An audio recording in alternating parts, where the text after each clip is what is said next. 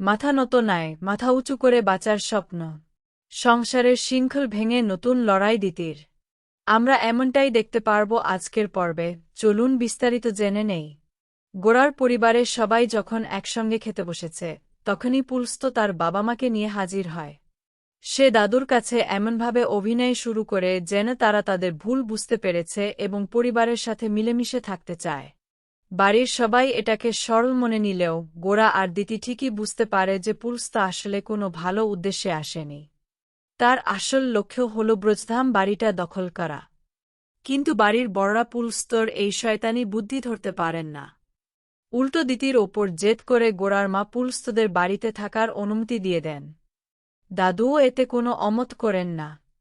দিতি তখন সোজাসুজি জানিয়ে দেয় যে গোরার মা আসলে বিপদ ডেকে আনছেন। কিন্তু দিতির এই সতর্ক বাণীতে কেউ পাত্তা দেয় না, যা গোরাকে খুব দুশ্চিন্তায় ফেলে দেয়।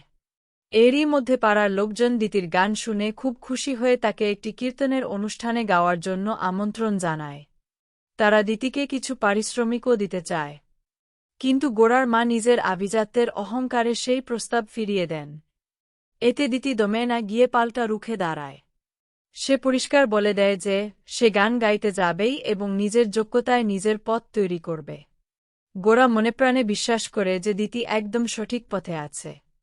দিতি যে কতটা সৎ এবং ন্যায়ের পক্ষে লড়ে তা গোরা জানে। পরিবারের পুরনো নিয়ম আর চাপে গোরা পুরোপুরি মুখ খুলতে না পারলেও সে দিতিকেই সমর্থন করে।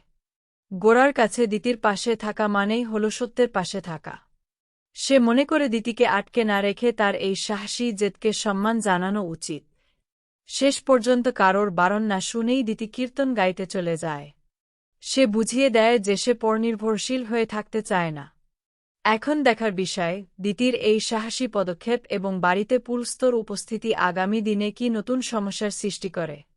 আজকের পর্ব কেমন লাগলো কমেন্ট করে জানিয়ে দিন।